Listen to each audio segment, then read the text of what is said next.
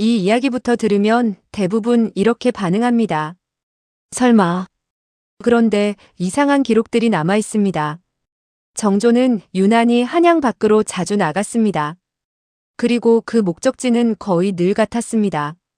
한 번 다녀온 정도가 아닙니다. 왕이 움직인다는 건 지금으로 치면 국가 전체가 이동하는 수준이었는데 정조는 그 엄청난 행차를 반복했습니다. 심지어 어떤 날은 새벽부터 밤까지 직접 백성들을 만나고 시장을 둘러보고 군사훈련까지 확인합니다. 왕이라기보다 도시개발 책임자에 가까울 정도였죠. 여기까지만 들으면 이렇게 생각할 수 있습니다. 아버지 무덤이 있으니까 간 거 아니야? 맞습니다. 실제로 정조는 아버지 사도세자의 묘를 수원 근처로 옮겼습니다. 아버지 묘를 지키는데 왜 거대한 성곽도시를 만듭니까? 왜 군대까지 끌어옵니까? 더 묘한 건 따로 있습니다. 정조가 수원에 세운 건 단순한 성이 아니었습니다. 그 안에는 왕이 머무는 초대형 행궁이 있었고 새로운 상업시설이 들어왔고 전국 상인들에게 특혜까지 줬습니다. 그리고 정조는 그 도시를 아주 세세하게 챙겼습니다. 저 길은 더 백성들이 다니기 불편하다. 상인들이 머물 공간을 만들어라. 왕이 도시 하나를 거의 직접 운영하다시피 한 겁니다. 아니, 잠깐 생각해보죠. 조선의 왕이 왜 이렇게까지 했을까요? 그것도 하필 한양 밖에서. 여기서부터 분위기가 이상해집니다. 당시 신하들 사이에서는 이런 말까지 돌았습니다. 전하께서 장차 수원으로 옮기시려는 것 아니냐. 수도 이전설이었습니다. 물론 확실한 증거는 없습니다.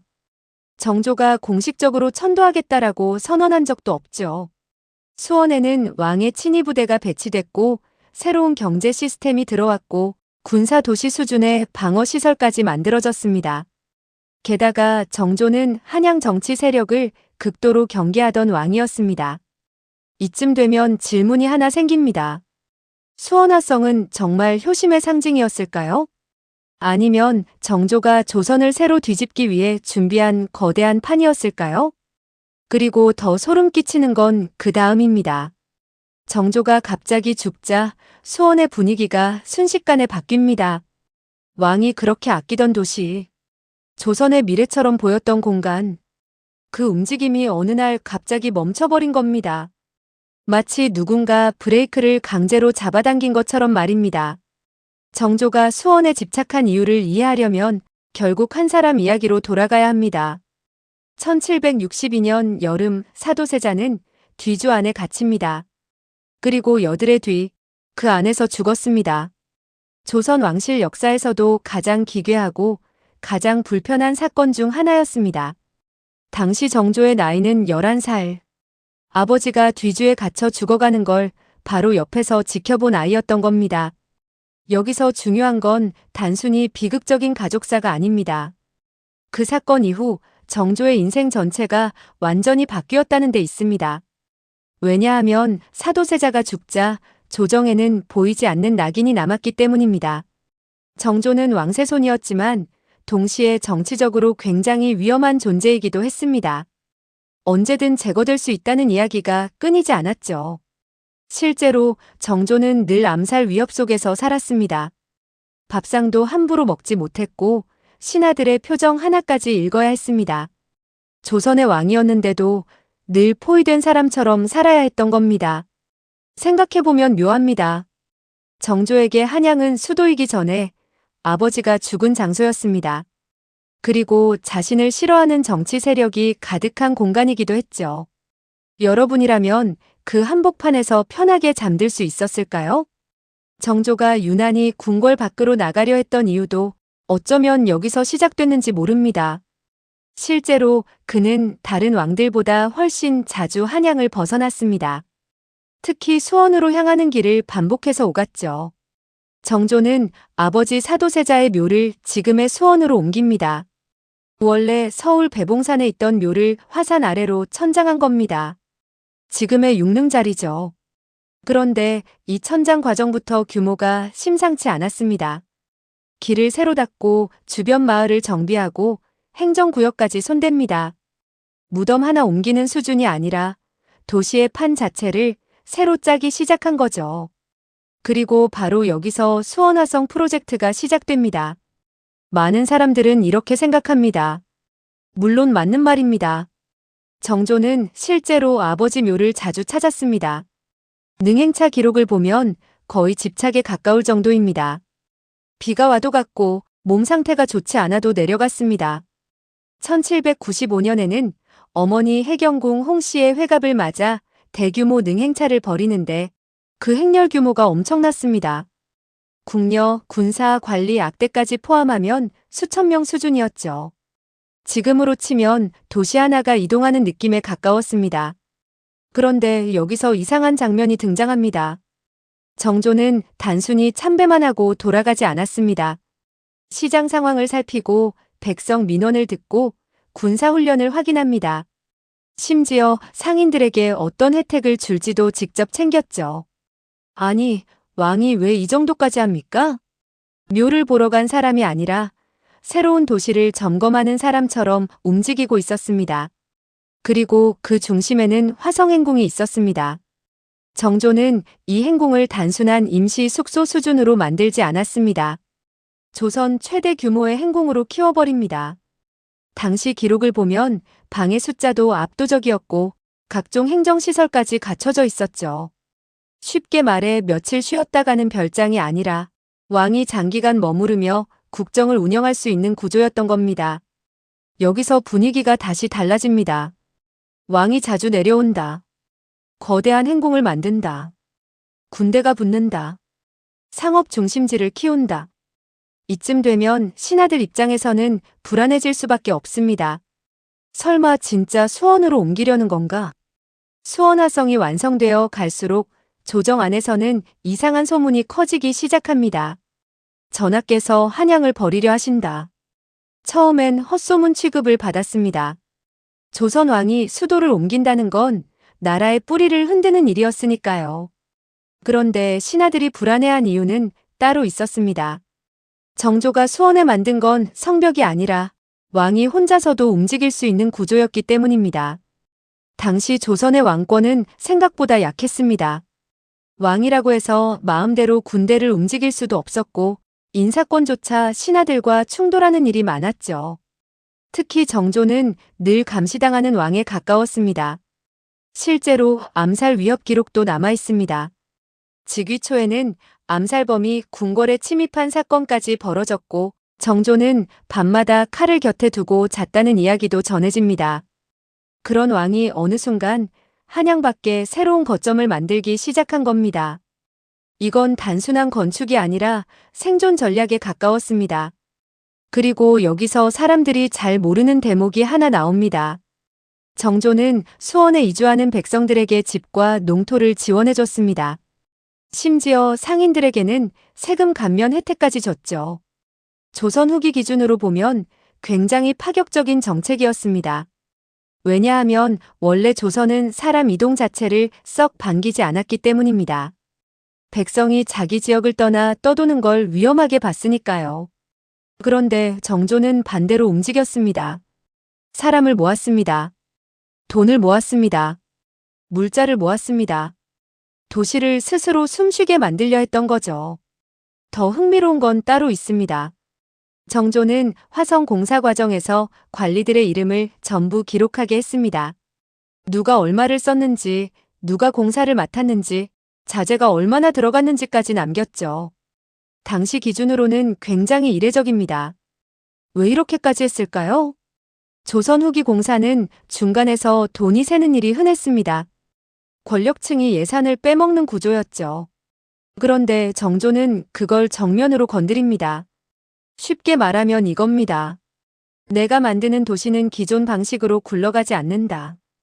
이건 단순한 행정개혁이 아니라 기득권에 대한 공개 경고처럼 보이기도 합니다. 그리고 결정적인 장면이 등장합니다. 1795년 을묘년 능행차. 정조는 어머니 해경궁 홍씨를 모시고 수원으로 향합니다. 그 행렬 규모가 엄청났습니다. 군사, 관리, 악대, 수행원까지 포함하면 수천 명 수준. 그런데 중요한 건 규모가 아닙니다. 정조는 그 행차 도중 백성들 앞에 굉장히 자주 모습을 드러냅니다. 평소 궁궐 안왕과는 완전히 다른 모습이었죠. 백성들에게 음식을 나눠주고 직접 민원을 듣고 시장 상황까지 살핍니다. 당시 기록을 보면 사람들이 몰려와 왕을 보기 위해 길을 가득 메웠다고 합니다. 이 장면이 왜 중요할까요? 조선 왕은 원래 멀리 있는 존재였습니다. 함부로 얼굴을 드러내지 않았죠. 그런데 정조는 정반대로 움직입니다. 백성과 직접 연결되는 왕. 한양 대신 새로운 공간에서 자신의 정치 기반을 만들고 있었던 겁니다. 그리고 바로 그 시기, 정조는 친위부대 장용령을 강화합니다. 여기서 분위기가 급격히 달라집니다. 새 도시, 새 군대, 새 경제구조. 이 세 개가 동시에 움직이기 시작하자 조정 대신들은 점점 더 예민해집니다. 왜냐하면 그 그림의 끝이 너무 선명했기 때문입니다. 한양 바깥에서 왕이 자기 사람들과 새로운 판을 만들고 있다. 이건 단순한 효심의 문제가 아니었습니다. 조선의 권력 구조 자체가 흔들릴 수도 있는 움직임에 가까웠죠. 그리고 바로 그때부터 정조를 바라보는 시선도 조금씩 달라지기 시작한 건 아닐까요? 그리고 정말 묘한 건 정조가 가장 거대한 그림을 그리고 있던 시기에 오히려 몸이 급격히 무너지기 시작했다는 점입니다. 1790년대 후반의 정조는 거의 스스로를 갈아넣는 수준으로 움직입니다. 낮에는 정사를 보고 밤에는 기록을 읽고 새벽까지 신하들과 토론을 이어갔죠. 실록에는 정조가 밤늦게까지 업무를 봤다는 기록이 반복해서 등장합니다. 신하들이 전하, 이제 쉬셔야 합니다라고 말릴 정도였으니까요. 그런데 정조는 멈추지 않았습니다. 왜 그렇게까지 서둘렀을까요? 생각해보면 이상합니다. 수원화성은 이미 완성 단계에 들어가고 있었습니다. 장용령도 강화됐고 개혁 정책도 어느 정도 자리 잡아가던 시점이었죠. 보통 왕이라면 여기서 속도를 조절할 수도 있었습니다. 그런데 정조는 오히려 더 몰아붙입니다. 마치 시간이 많지 않다는 사람처럼 말입니다. 그리고 1800년 여름, 정조는 갑자기 쓰러집니다. 처음에는 단순한 피부 질환처럼 기록됩니다. 등 쪽에 종기가 났고 통증이 심해졌다고 전해지죠. 그런데 상태는 예상보다 훨씬 빠르게 악화됩니다. 며칠 전까지만 해도 정사를 보던 왕이 갑자기 제대로 움직이지 못할 정도로 무너진 겁니다. 여기서부터 분위기가 심상치 않아집니다. 당시 어의들은 치료를 두고 의견이 갈렸고 약 처방도 계속 바뀝니다. 그리고 정조는 점점 쇠약해집니다. 결국 1800년 6월, 정조는 48세의 나이로 세상을 떠납니다. 지금 기준으로 보면 그렇게 많은 나이는 아닙니다. 특히 당시 정조가 추진하던 계획들을 생각하면 더 묘하게 느껴집니다. 왜냐하면 바로 그 시점 수원 프로젝트도 거의 동시에 멈춰버리기 때문입니다. 왕이 죽자마자 분위기가 달라집니다. 정조가 키운 친위부대 장용령은 해체 수순으로 들어가고 개혁 세력도 빠르게 힘을 잃습니다. 수원 중심 정책 역시 점점 축소되기 시작했죠. 마치 누군가 이제 끝났다라고 선언한 것처럼 움직입니다. 그래서 지금도 정조의 죽음을 둘러싼 이야기는 끊이지 않습니다. 대표적인 게 독살설입니다. 물론 확실한 증거는 없습니다. 실제로 병으로 사망했을 가능성도 충분합니다. 다만 사람들이 의심을 거두지 못하는 이유는 따로 있습니다. 정조가 죽은 뒤 가장 이득을 본 세력이 너무 분명해 보였기 때문입니다. 정조가 밀어붙이던 개혁은 멈췄고 견제를 받던 기득권 세력은 다시 힘을 되찾습니다. 게다가 정조는 생전에도 끊임없이 위협받던 왕이었습니다. 암살 시도 기록, 정치적 고립, 극심한 스트레스. 이런 조각들이 겹치다 보니 사람들은 자꾸 질문하게 되는 겁니다. 정말 단순한 병사였을까? 그런데 어쩌면 더 중요한 건 따로 있을지도 모릅니다.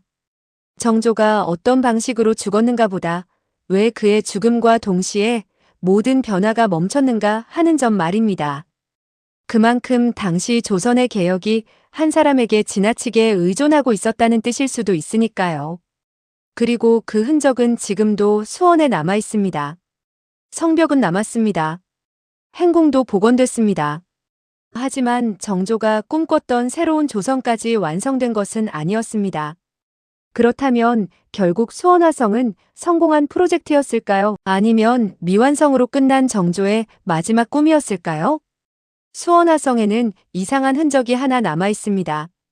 조선의 다른 성곽들과 분위기가 다릅니다. 보통 성은 막기 위해 만듭니다. 적을 막고 백성을 숨기고 시간을 버는 공간이죠. 그런데 수원화성은 묘하게 움직이기 위해 만든 도시처럼 보입니다. 길은 넓습니다. 군대가 빠르게 돌 수 있게 설계돼 있었고 행궁은 왕이 며칠 쉬다 가는 수준이 아니었습니다. 심지어 시장과 물류까지 함께 묶여 있습니다. 전쟁 대비 성곽에 왜 경제도시 기능까지 들어갑니까? 여기서부터 사람들은 정조를 다시 보기 시작합니다. 단순히 효심 깊은 왕이 아니라 조선의 판 자체를 바꾸려 했던 인물로 말입니다. 그리고 정말 흥미로운 건 그 다음입니다. 정조가 죽자마자 수원은 갑자기 평범한 지방 도시처럼 취급되기 시작합니다. 왕이 살아있을 때는 그렇게 중요하던 곳이 순식간에 힘을 잃어버린 겁니다. 특히 장용령 해체는 분위기를 완전히 바꿔버립니다. 이건 단순한 군대 개편이 아니었습니다. 정조가 직접 움켜쥐고 있던 권력의 축 하나가 잘려나간 셈이었죠. 당시 대신들 입장에서는 그럴만도 했습니다. 정조는 기존 조선 정치 문법으로 움직이는 왕이 아니었으니까요. 보통 왕들은 신하들 사이 균형을 맞추는 데 집중했습니다. 그런데 정조는 아예 새로운 공간을 만들고 있었습니다. 쉽게 말해 기존 판 안에서 싸우는 게 아니라 판 자체를 다시 깔고 있었던 겁니다. 생각해보면 꽤 위험한 움직임입니다. 기득권 입장에서 가장 무서운 개혁은 법 하나 바꾸는 게 아닙니다. 사람과 돈의 흐름이 바뀌는 순간이죠. 정조는 바로 그걸 건드리고 있었습니다. 실제로 수원은 당시 보기 드물게 사람이 몰려드는 도시가 됩니다. 상인들이 들어오고 물자가 움직이고 길이 살아나기 시작했죠. 마치 한양 바깥에서 새로운 중심이 자라나는 느낌이었습니다. 그리고 정조는 그곳에 자꾸 내려갑니다. 이쯤 되면 묘한 상상이 시작됩니다. 정말 여기서 새 출발을 하려던 건 아닐까? 물론 정조가 공식적으로 천도를 선언한 적은 없습니다. 확실한 증거도 끝내 발견되지 않았죠. 그런데 역사는 가끔 문서보다 분위기가 더 많은 걸 말해줍니다. 왕이 반복해서 찾던 도시, 왕의 군대가 모인 장소, 왕의 정책이 가장 빠르게 실행되던 공간, 이 조각들이 전부 수원을 향하고 있습니다. 그리고 그 거대한 흐름은 정조가 눈을 감는 순간 멈춰버립니다. 마치 도시 하나가 왕 개인의 심장과 연결돼 있었던 것처럼 말입니다. 그렇다면 정말 우연이었을까요? 아니면 정조는 우리 생각보다 훨씬 더 큰 그림을 그리고 있었던 걸까요?